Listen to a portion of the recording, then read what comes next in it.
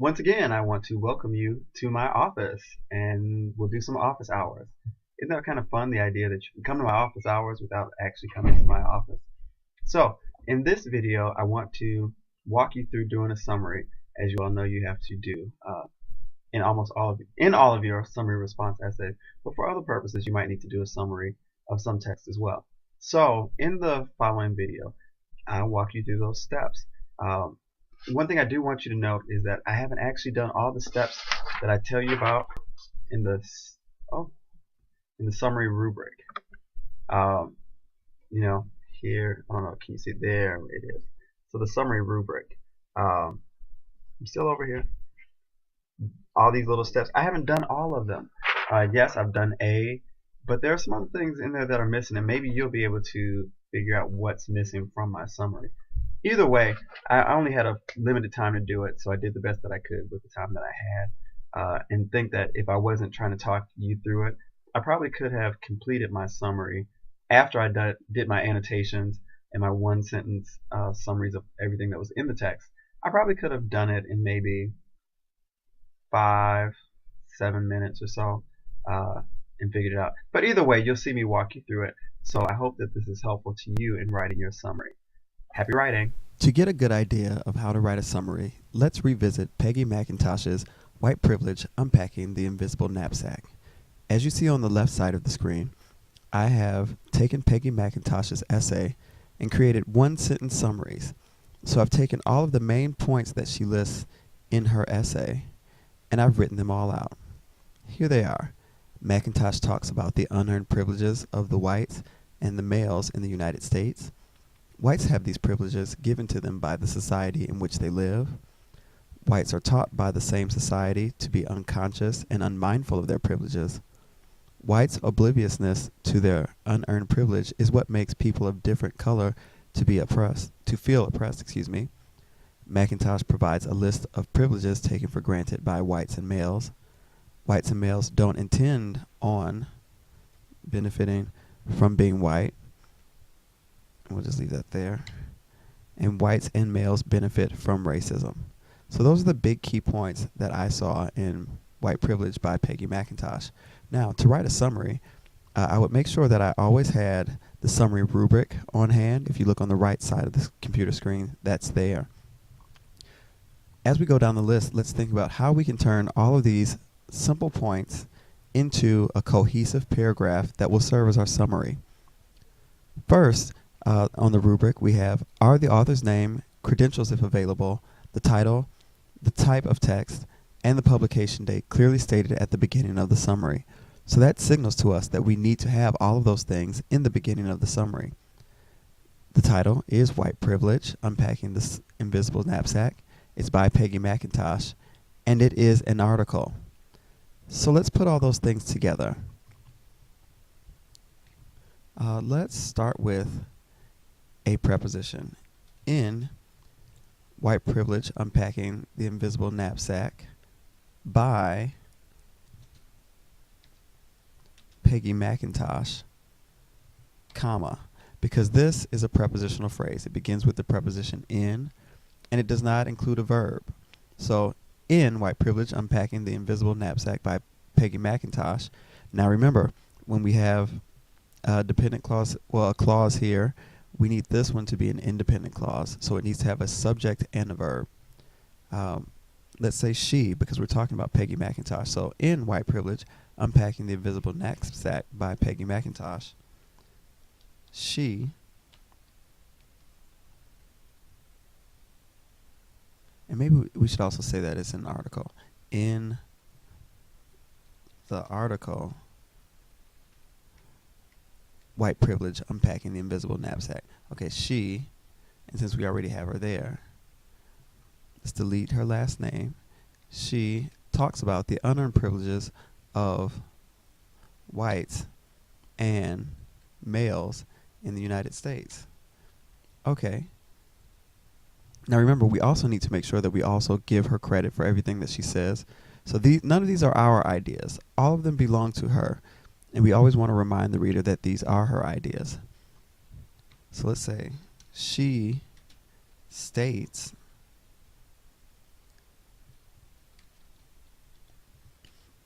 that whites have these privileges given to them by the society in which they live. And now let's think. We have two sentences here, two independent sentences, but we don't want all of these things to read as a paragraph of simple sentences.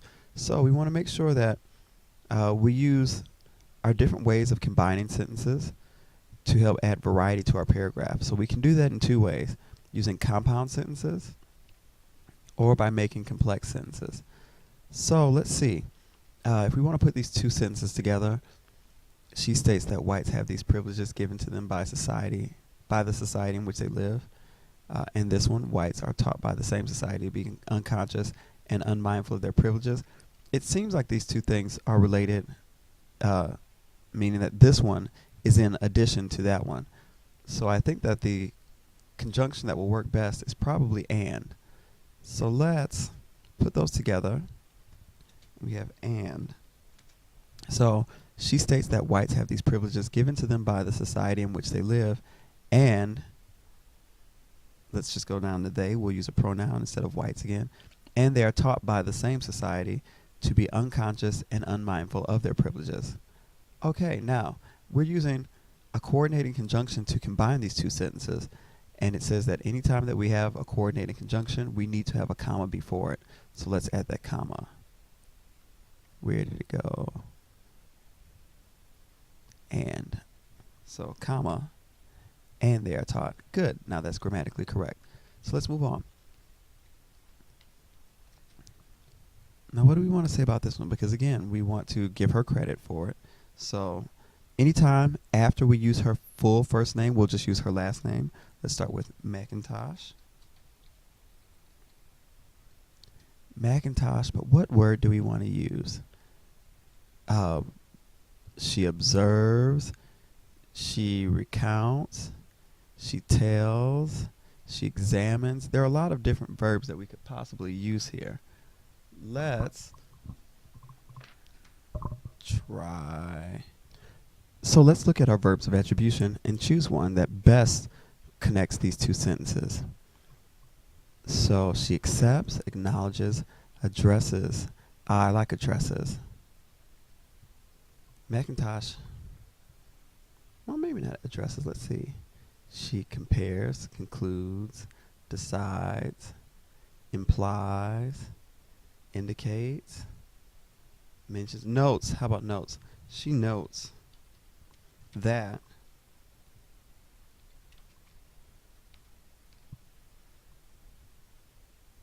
whites' obliviousness to their unearned privilege is what makes people of color feel oppressed. Okay, and let's see, do we want to add another sentence onto that one, or we've got one compound sentence here. Let's leave that one as a simple. Okay, but we still need to add the rest of this.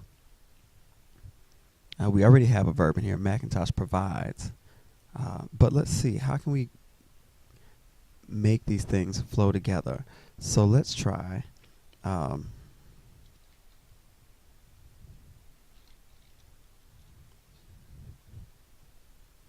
Let's use another prepositional phrase. So, to make her point clear, comma, because again, we have a prepositional phrase, and they need to have commas that follow any phrases that introduce the sentence. Macintosh provides. Now make sure, again, we have subject verb. Macintosh provides a list of privileges taken for granted by whites and males. Let's see. This list, and what does the list do? Let's go back to those verbs. This list indicates. Let's try that one. Indicates.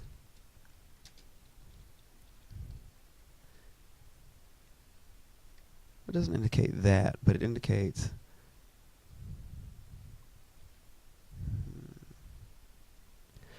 as a matter of fact, we don't have any complex sentences in this paragraph. So let's make this last one a complex sentence.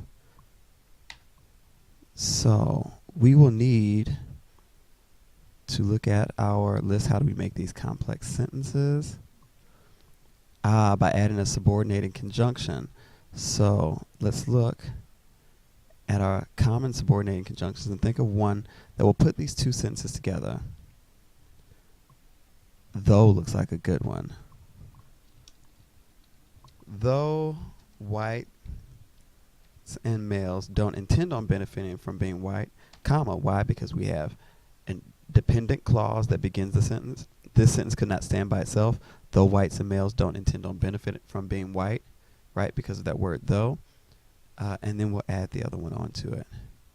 And we'll say they, because we already have named them in the first part of the sentence. They benefit from racism. Now, we still have to make sure that we give her credit for this sentence, though.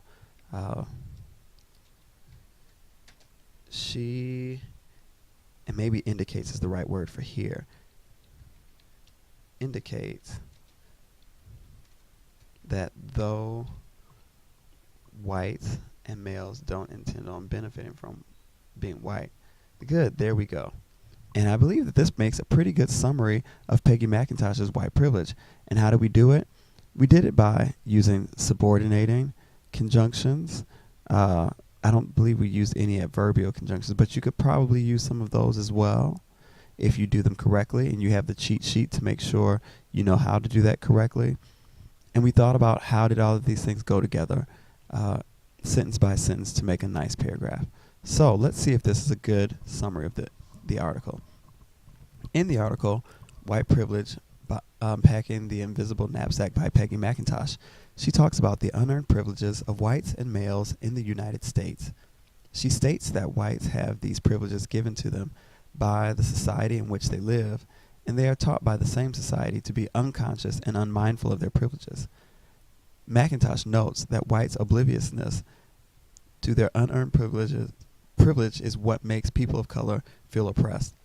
To make her point clear, McIntosh provides a list of privileges taken for granted by whites and males. She indicates that though whites and males don't intend on benefit from being white, they benefit from being they benefit from racism. Sounds good to me, but I did notice we say the unearned privileges of whites and males in the United States, she states. Nothing's wrong with that. Grammatically it's correct, but I feel like we could probably use something so that it doesn't sound so repetitive. So let's find another word to replace states there. Declares is too strong of a word. Emphasizes.